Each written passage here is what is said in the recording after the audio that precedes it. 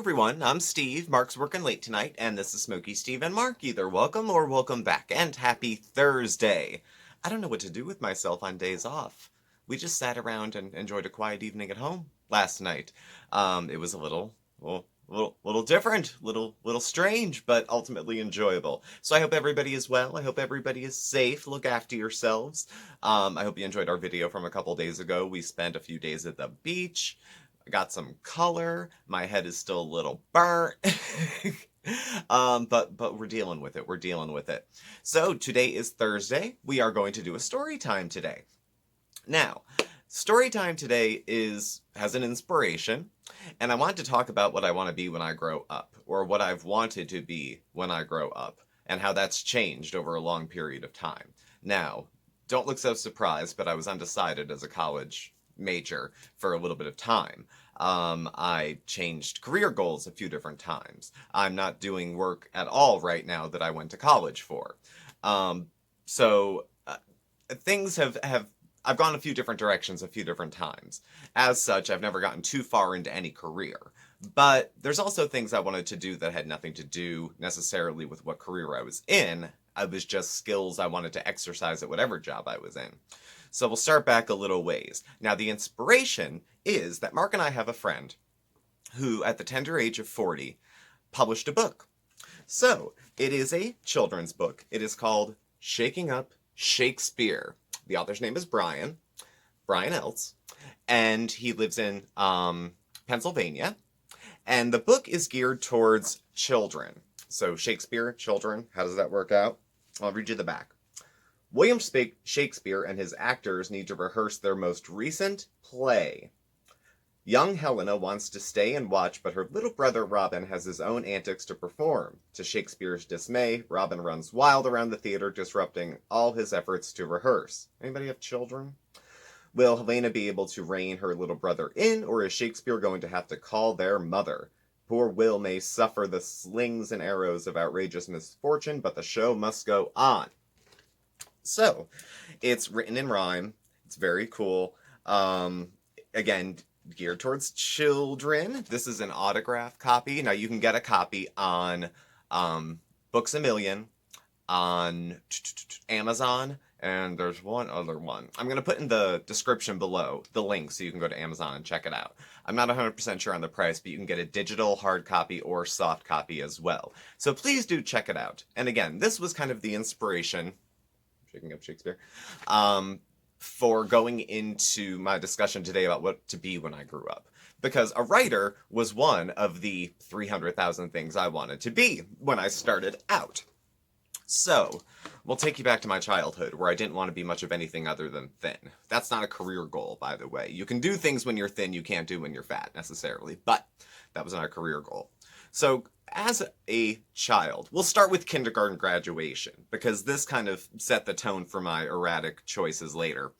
Everyone had to get up and say what they wanted to be when they grew up. Now, of course, they gave these to us, because why would you ask a child what they want to do? You can just tell them. And I went to a Catholic school, Catholic kindergarten, and they gave me the microphone, and my script was, I will be a priest someday, for that I think is grand. And I gulped before I said grand. And when I come to church, at the pulpit I will stand. People laughed their asses off. I was in a red blazer and white pants. It's my mother's fault. With a carnation. They don't blame the mothers for homosexuality. It just is what it is. But that red blazer didn't help. Just joking, Mom. So, yeah, I wasn't going to be a priest. But I was involved in the church all through growing up. And, you know, as a kid, I wanted to have one of those noble professions that you have no idea how much work goes into and you're not sure if you're up to yet exactly unless you're a prodigy. I wanted to be a doctor. I wanted to help people. I didn't want to be a cop. I didn't want to be a fireman. I didn't want to be... I thought maybe a nurse at the time, but even at that age, there was already sexist blowback. Nurses are girls! Doctors are boys! Whatever. So I carried on that for, I don't know. I was a smart kid, so people assumed smart doctor. And I went through school up until about, 7th, 8th, 9th grade. And I loved English and I loved biology. Those are my two favorite things. I did like music but I didn't like music class because the teachers were these old nun battle axes who took everything enjoyable about music and destroyed it. Absolutely destroyed it. They made music so unlikable. Now, later I had a great music teacher, but early on, they just soured the taste for it. They ruined it. I'm sorry. They were whatever. Shouldn't have been teaching. Shouldn't have been teaching. I don't care if you're ordained by God or not. So, kind of ruined that. But I did spend the better part of my teens, like many people, lip syncing into my bathroom mirror with a hairbrush, electric toothbrush, something the weight of a microphone, thinking I was going to be a great singer one day. Now, then I passed puberty and my voice dropped about 2 octaves. You add smoking and it's about another half octave lower now, which is why I could do voiceover work for Harvey Fierstein, probably. So I wanted to sing. Now, I knew that would probably never happen. But it was a fun thing to dream about, to put yourself on stage, to have people clap for you and like you. The better part of most of my career choices involved people liking me a lot and approving of me a lot. You know, it wasn't just to be a brick in the wall. It wasn't just to be part of a bigger thing. I was the thing. I was the thing people were paying for. I was the thing people were coming to see. So, singing didn't really work out. I just lost some light. See? It's that bone I got at the beach, for Christ's sake. I told you. Walls were bleeding earlier. It was terrible. So, that goes into that. And then they start giving us testing at school. There was this ASVAB thing to see if we were military geniuses. And I did okay on the test. But I didn't feel the service was my calling. It was for a lot of members of my family. So it was worth throwing on the table. I have 5 to 6 first cousins in the service. My grandfather was, 2 uncles that were, an aunt. I mean, a lot, both genders, across my whole family on both sides. So it was on the table, but I wasn't, I didn't have the nerve. I wasn't built for it. I don't think I'm built for it now, which is why I tend to have more appreciation for those who do serve, because I always feel like they do things that the rest of us either can't or won't. I would fall into the, won't section. Granted, I'd probably get PTSD at Paris Island, but I'm just not built for that. So it was something that was considered, but went by the wayside. Then we take these aptitude tests. Okay, so I'm like a junior or senior, and they want to see what we should go to college for. I don't know what questions I had answered. It's the ghosts. It's the ghosts. But apparently I was supposed to be either a nurse or a nutritionist. Now, it's worth noting that I had a moderate eating disorder at the end of high school. So the fact that I would test for nutrition was not super surprising, because I knew more than the average bear about weight, calories, numbers, food, nutrition. So I kind of ran with that, actually. And to me, it seemed like a good idea because I had done so much independent study before that. So I go to a few colleges. There's one locally that actually does nutrition and dietetics as a major. And I went to the open house to see kind of what the program would be about. And everybody there was either super thin, super jacked, or super morbidly obese. And I'm like, I feel like I'm in one of those fix me, we're going to leave it off and just be a little more intimate. Fix me, fix the world kind of things. I remember taking psych classes. It was the same kind of thing. It's like, once I figure out myself vis-a-vis this education, I can change the world and help others. That's not a bad idea, but it's not the, I don't know. So that didn't really go for me. Granted, I did a lot more independent study about nutrition and dietetics over the following years, and had seen many as a client over the following years, but it was not something I pursued myself. But I did have an interest in science, and nothing else in particular that I thought I could do anything with. So when I started at my first college, I was a natural science major, undeclared. So I didn't major in biology or chemistry or pre-med or anything like that. It was just natural science. So I took Bio 101, Chem 101, and then I took a couple core courses. One was a writing class at the college level, which I hated the teacher. I sound like I'm just bitter, but I am. It was expensive. It was not free. I'm still paying for it. She was fair to bad. She was very obsessed with Mary Louise Pratt's Arts at the Contact Zone, so much so that it was, I think, the only thing we read that semester. I had a couple other classes, ethics, philosophy, things like that. It was a Jesuit school, so they built those into the core curriculum. Well, I didn't think I was going to be a philosopher, so that kind of came and went. But it did teach me a little bit about how to think. I didn't learn facts in that class so much as I learned how to think about different things. So, not going to be a philosopher, though. Every single class I wanted to take that class as a major. It would kind of skip along. So, decided I didn't want to be a science major. I had a friend who was going to Temple University, where I ultimately graduated from, and I went to visit her, and she was a broadcasting major. Broadcasting, telecommunications, and mass media. And I thought, that sounds interesting. Communication sounds like an interesting major. So I transfer schools. The second semester I'm at the Jesuit school, I take interpersonal communication, which is like Com 100 or 101, public speaking, ethics, computer science, some other shit. That was the last time I took a computer class. It was 21 years ago. And it was good. I thought communications. I'm going to be a communications major. And then I looked at how much it cost to be a communications major and how limited the program was at the Jesuit school. And at Temple University, they had a whole college. It was the School of Communications and Theater, SCAT for short. They have since changed it. And I wasn't a broadcasting major. I was an interdepartmental degree. Again, with the uncertainty. I was always uncertain to narrow it and say, this is what I want to do. I don't know why, but I didn't have like a razor sharp, focus on this is the exact career I want to do. I always wanted to keep options open, and I wasn't 100% certain of my abilities and my skills, so I wanted to keep it wide. So I took interdepartmental courses. So I took a theater course, hated it. Broadcasting, it was okay. Media theory, loved it. Organizational communication, loved it. Persuasion and rhetoric, that was cool. I convinced the whole class that hate crime legislation was bull. Now, I don't believe that at all, but it was a good bit of persuasion to do. And then I was taking, courses across the whole thing, law and ethics of communication, so I'm a little smarter than the average bear when it comes to that stuff. I did graduate with honors. But I didn't know what I was going to do. I couldn't intern because I didn't have enough free time to not work to work for free. So internships are at the backbone of a lot of communication things. You intern at a radio station, at a news station, at a newspaper, at a PR firm to get your feet wet and hopefully get a job. I was still working my student worker job at the housing office because I couldn't afford to take time that I couldn't work because I had rent to pay because I was working full-time and going to school full-time. So then I'm working in the housing office at the university I'm in, and I think, this is a pretty sweet gig. It's 9 to 5 work. It's not terribly difficult. Maybe they'll hire me full time. So I stay on at my student worker job after I graduate from college with a degree in communication that I have no designs on using yet, aside from writing good emails. Okay. And good Post-its, maybe? I mean, I haven't used this at all. 50 grand later. Well, it was 30. Now it's 50 with interest. They'll never take me alive.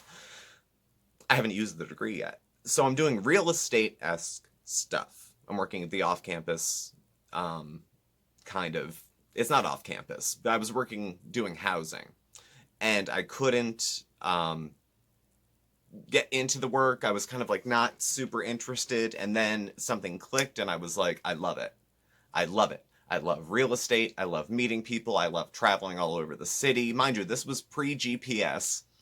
And I was using MapQuest directions and then bus directions to get all over Philadelphia. And it was just me with a $400 camera strapped to my hip, wandering through South Philly, North Philly, West Philly, Center City, the Northeast. I was all over the place. And I thought, I like this. I like this kind of work. I like being in the community. I don't know jack about real estate. I have no real estate license. I don't even know how I fell into this job. So eventually I get fired from that job for drinking because that's become my new full-time job. And I kept that full-time job for about 5 years. I had some part-time jobs in between. I was a faculty assistant through a temp agency at a trade school. I worked as a data processor for an insurance company for Prudential Insurance for about 6 weeks, and then I got arrested again. You see a theme popping up here. So I couldn't find out, what do I want to do? What's the long game? What's the career? What can I put my energy towards? And I thought, nothing. I don't want to do anything. Nothing is inspiring. And any big goal seems way too far away. And when I was sick, that was true. Everything did feel really too far away. One step was too much. Because when I was sick, read, drunk, and crazy, everything was one step forward, 8 steps back. You know, I'd get a job, keep it for 3 weeks, and then go absolutely batshit crazy. Again, as far as mental health awareness, these are not the proper terms, but I will talk about myself anyway, I damn well please. So then I get sober. Okay, it's like 2012, and the madness stops. The trips to the psych ward every week because of my dreary suicide thoughts stop. The daily drinking stops. All that kind of stuff goes away. So now I'm unemployable at this point. So dreams don't matter because I'm not employed at this point, and I wouldn't be employed because I have such a sketchy job record. So not only can we not get a career, we can't get a part-time job at McDonald's. And I have an old retail theft on my record for 7 years ago from stealing a sandwich at a Pathmark in Gray's Ferry. If you're from Philly, you know where that is. $10 worth of theft, and I have a retail theft on my record, so I can't work in retail. So this is the past, creeping up with me at this point.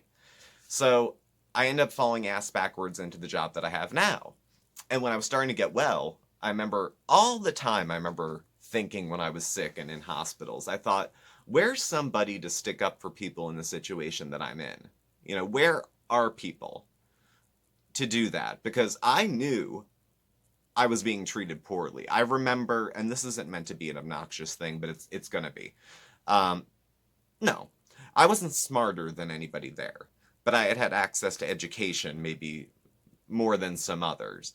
And I was able to put into words maybe better than some other people without getting as emotional. This is wrong. This is illegal. You can't get away with this and just think you're gonna write it off by saying that I'm crazy, so I can't be trusted to assess your work. It's a fun thing to say.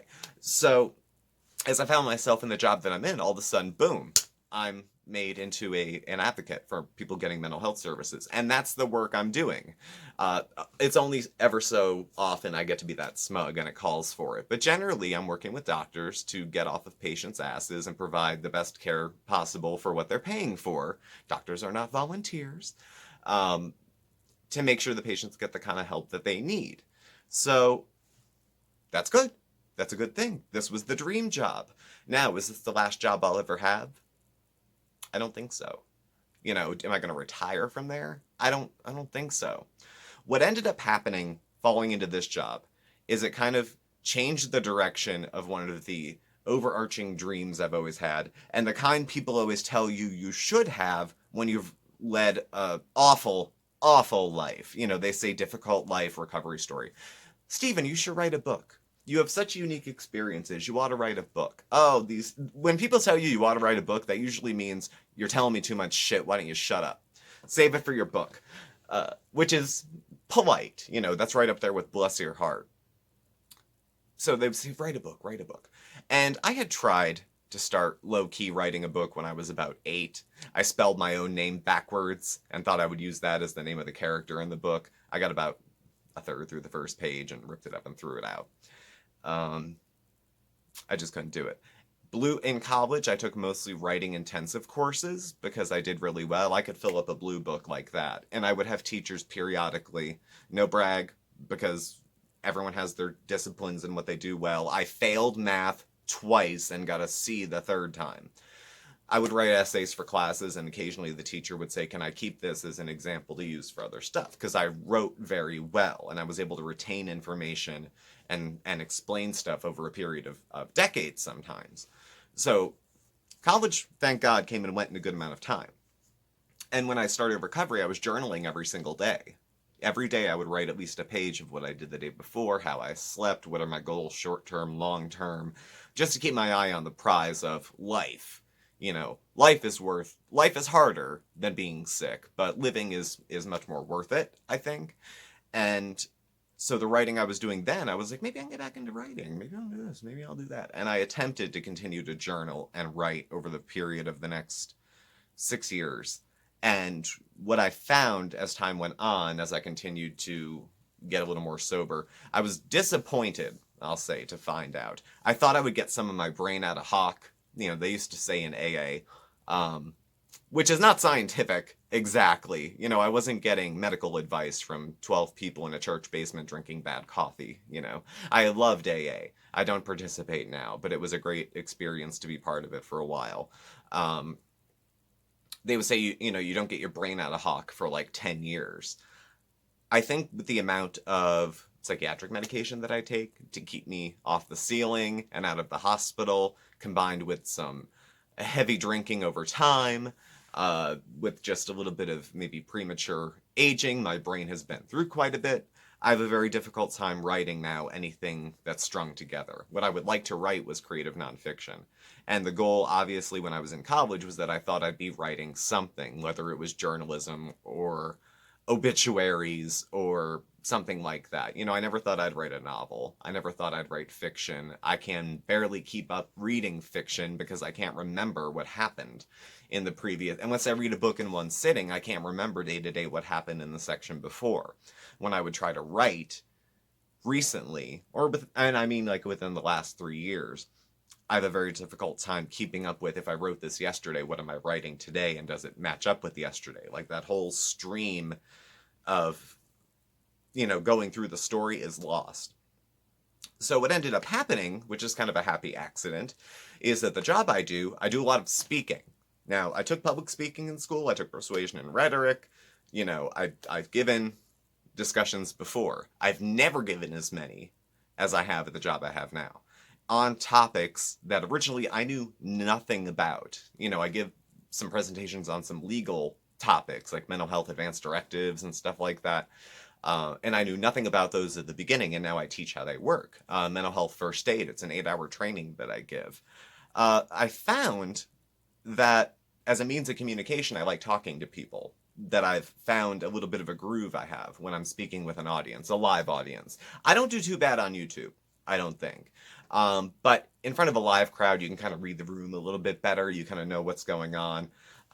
Connecting with people, especially with the content that I talk about with mental health, and because I get to talk to people as a person with a mental health concern too. Sometimes it really catches people where they're at because they can't put a face to it. First of all, they can't put a face to recovery and believe someone like me has been in paper pajamas like 5 or 6 times. So there's a real live, uncaged person out in the community. And it connects with them because they know somebody in their family or somebody here, who might be suffering, might be having a hard time, might be hurting. And I found that connecting with people in that way is more fulfilling to me than putting down written word, waiting till it's done, and then now I can connect with a bunch of different people. So that kind of real-time talking is good. And I found that going through making videos and doing stuff on YouTube, that also helps me connect with other people on topics in a way that I couldn't do with the written word anymore. And now I can do it by speaking, I hope. I try to, keep a straight line of thought. I do get off on tangents, obviously, here and there. These are extemporaneous, prepared kind of videos that I like to do. I don't necessarily have a script. I have a very bad time with scripts. If you've seen our other videos, you know I can't act, because you can tell when Mark and I have put together a little bit of a skit, and I'm so stiff. I'm so stiff. I hated theater class, I told you. So where do we go from here? Well, we can pursue our dreams, even if it takes until we're 40 to get them done. I can continue to make videos and continue to hopefully get more comfortable and more on point and sharper with giving information on video or in front of audiences. Again, it's something I like to do. I like to do it on specific topics as well, and to give people a little bit of hope. Recovery is a topic I'm passionate about. When you talk about it, I think it gives people some hope. I think it gives people a different way of looking at things, about looking at mental health, about looking at their family members and their friends. And it's a topic that has hope attached to it, hopefully inspiration, not me, but just in the idea that people who are pretty effing sick can come out of it and have a decent life, and that people like me have dreams have goals, want to do things with their life, that it's not just about staying out of the hospital and sitting in a day program all day. That even when I was sick and, drugged out and on a bed, I still wanted to do all the things that I had just mentioned, that I had still thought about dreams and things I wanted to do. Even when I was staring at the TV with my eyes crossed and vomit still trickling out, I still wanted to do all that stuff. It just felt so much further away, and I just couldn't see it then. Now it's a little bit closer. Now I feel like I'm in the works of getting better at something that I've found that I've really liked to do. So, that brings us to now. Yap, yap, yap. I just spent 25 minutes talking about how I like to talk. If that isn't... Well, a video's a video, I guess. I hope you enjoyed that, to take you along the journey of how I wanted to be, a doctor. At this point, Lady Gaga backup dancer would be very cool. Maybe just one dance because, knees. That would be a fun bucket list thing, probably more than a career. And, we'll see what goes where. This is more of a skill that is a goal of mine than it is particularly an employer. Or it is a venue, whether it's film or in person, too. So this is something kind of cool. It's something I could incorporate, hopefully, into any job that I take, which will add to the enjoyability, the sense of fulfillment. This is probably the most fulfilling part of the work that I do when I speak with people and when I, Zoom with people and stuff. So hopefully I get to continue to do that in my current job, and I can explore it in YouTube land as well. So thank you all for watching. I hope you enjoyed Storytime. Don't forget to check out Shaking Up Shakespeare. You can get it on Amazon, Books A Million, and I want to say Borders. I don't know if that's right. I'll link it down below, okay? Thank you for watching. Please do subscribe, hit the notification bell so you get alerts when we have new videos and also when we go live. You can follow Mark and I on Facebook at SmokeySteveAndMarc, or on Instagram at SmokeySteveAndMarc, or no Twitter. Sorry. Our email address and contact info is all listed below as well. Thank you again, and we will see you next time. Y'all take care of yourselves. Bye.